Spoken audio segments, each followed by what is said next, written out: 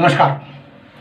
जिस तरह film fair award होता है, ठीक उसी तरह पुलिस फेयर अवार्ड भी होना चाहिए, क्योंकि पुलिस कभी गलत करती ही नहीं।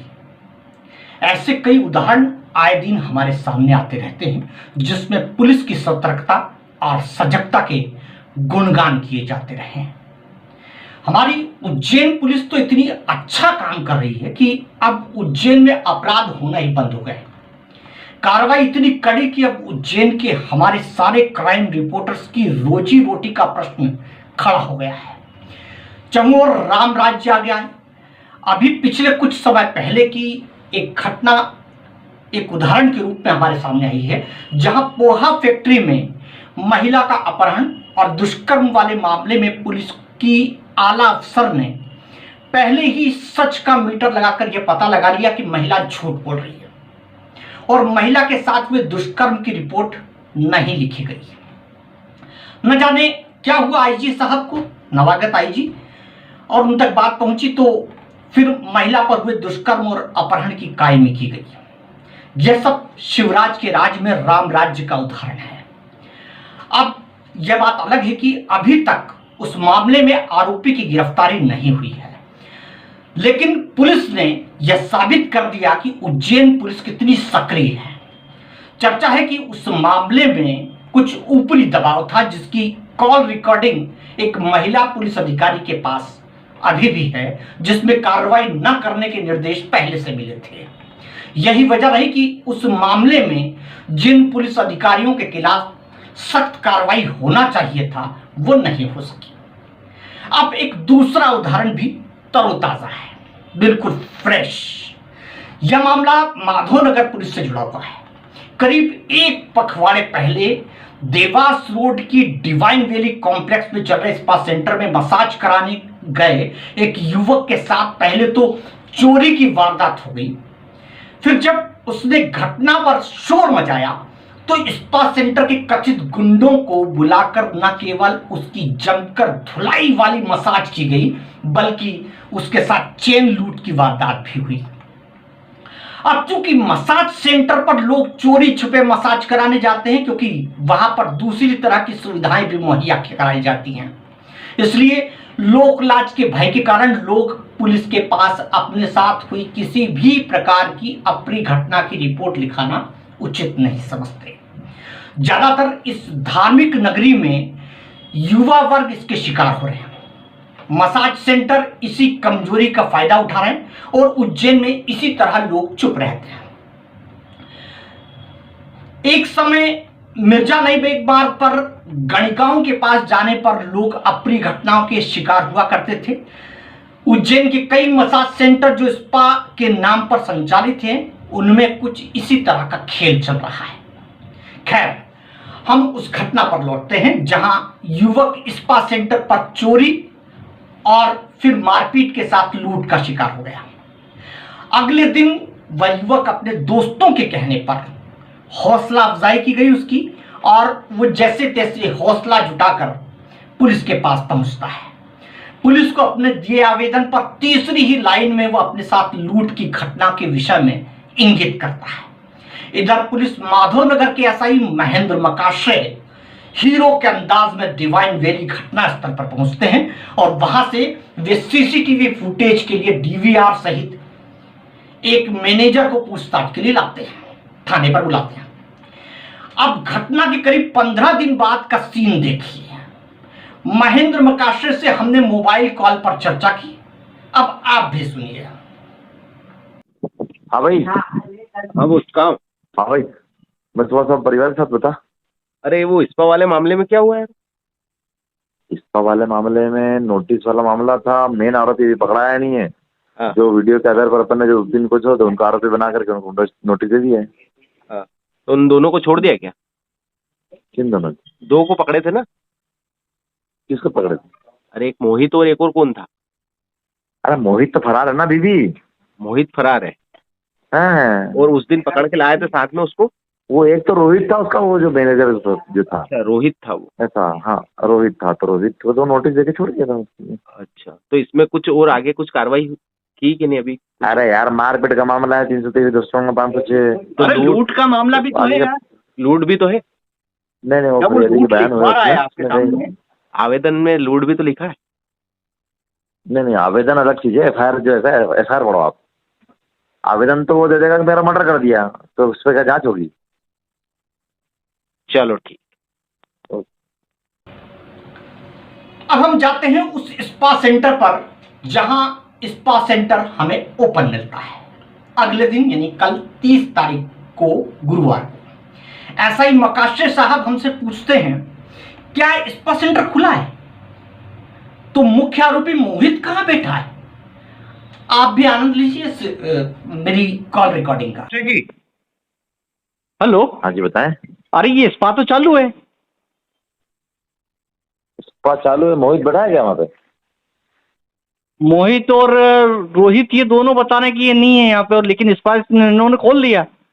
रुको रुको रुको, ठीक है बात करता हूँ। अब जनाब प्रश्न यहां से दो खड़े होते हैं कि पहले तो आरोपी ने जब लूट की घटना पर आवेदन दिया तो साधारण मारपीट की घटना पर मामला दर्ज कैसे कर लिया गया? ऐसा ही महेंद्र मकाश्रय अब शहर की जनता को सिखा रहे हैं कि आवेदन भले ही लूट का आया हो लेकिन कार्रवाई तो उनके हिसाब से होगी। आखिर इन्वेस्टिगेशन भी तो कोई चीज है कि नहीं है? पुलिस के पास एक मशीन है, वही सच और झूठ का मीटर। अब उज्जैन पुलिस ने यह संदेश तो दे ही दिया कि यदि आपके घर में चोरी हुई है या आपके साथ में लूट हुई है तो पुलिस भले ही आपका आवेदन ले ले, लेकिन यदि पुलिस ने कह दिया कि घटना हुई नहीं तो यह मानना पड़ेगा कि घटना नहीं हुई।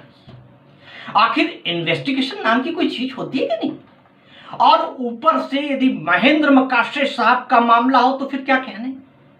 100% ईमानदार अफसर महेंद्र मकाश्रे, ऐसा अफसर जो नवागत CSP को भी FIR का निवेदन करने पर यह कह दे कि आप इंतजार कीजिए जनाब, तो फिर आम आदमी की क्या बिसात है साहब?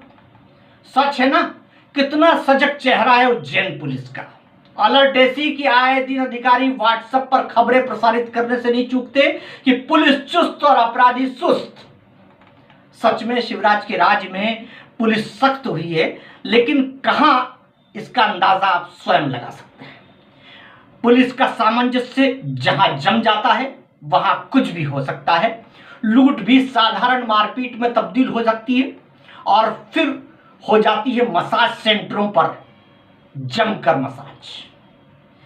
आप क्या सोचते हैं इस मामले में क्या हुआ होगा? अरे सोचना क्या है, जैसा ऐसा ही महेंद्र मकाश्रे कह रहे हैं ठीक वैसा ही हुआ होगा। सामंजस्य बैठाना तो कोई मकाश्रे से सीखे, चलता फिरता अफसरी मैनेजमेंट है उनके पास में।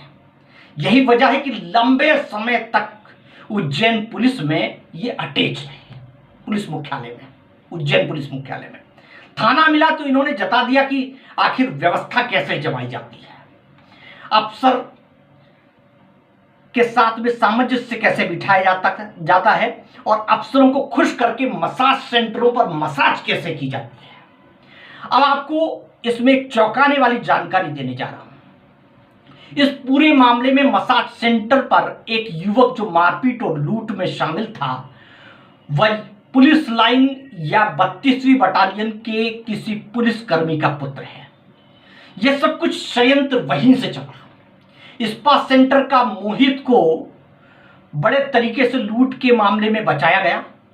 यह मामला चूंकि मेरे सामने उस पकड़े गए मैनेजर ने महेंद्र मकाश्रे को बताया था कि लाइन का एक लड़का भी जो इस मारपीट और लूट की घटना में शामिल है, जो फुटेज में जो फुटेज वहां से बरामद हुए थे उसमें लाइनिंग वाली शर्ट पहने हुए।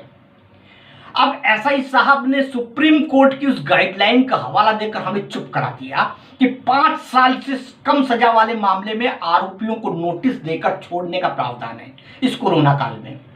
इसलिए मैंने मैनेजर को छोड़ दिया, शेष आरोपी फरार है। लेकिन जब हम डिवाइन वैली में 30 सितंबर को कल दोपहर को पहुंचते हैं तो स्पा खुले रूप से संचालित हो रहा था। वही सारे आरोपी जो मारपीट में शामिल थे वे वहीं दिखाई दिए, लेकिन महेंद्र मकाश्रे को वो आरोपी 15 दिन से नहीं मिल रहे। कायदे से इस मामले में पहले 15,500 की चोरी को लेकर के उस युवती को पकड़ा जाना था जो मसाज करते करते मसाज कराने वाले युवक की पैंट से निकाल कर ले गई। उसे चोरी में आरोपी बनाना चाहिए था। बाद में लूट के आरोपियों के खिलाफ लूट की और नियोजित षड्यंत्र की धारा 120B के तहत प्रकरण दर्ज होना चाहिए था, लेकिन ऐसा नहीं हुआ। महेंद्र मकाशरे साहब की मेहरबानी से महेंद्र मकाशरे जी को अतिशीघ्र गृह मंत्री को आउट ऑफ टर्न प्रमोशन देकर इन्हें पुलिस का कानूनी सलाहकार बनाया जाना चाहिए।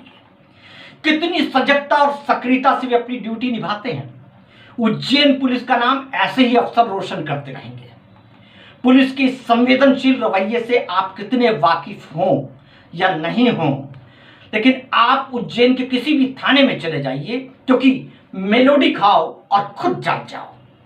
उज्जैन का मीडिया भी इतना अधिक संवेदनशील हो गया है कि उसने ये सोच लिया था कि अब उज्जैन के सारे स्पा सेंटरों पर पुलिस की सख्त निगाह रहेगी। लेकिन किसे पता था कि मसाज के इस खेल में सबको बड़ा आनंद आता है। ये उज्जैन है, यहाँ कुंभ का स्नान करने भी लोग आते हैं और स्पा में इसी तरह का मसाज कराने में भी लोगों को बड़ा आनंद आता है। आपको ये मसाज कैसी लगी, अपने विचार जरूर बताइएगा, क्योंकि ऐसा ही महेंद्र मकाशरे पर मेहरबानी और उनके बिंदास अंदाज का रहस्य आपको पता चल ही गया होगा। एक बेहद ईमानदार चेहरा जो मसाज करने वालों पर मेहरबान हो गया। अगले अंक में आपसे फिर मुलाकात होगी, तब तक के लिए नमस्कार।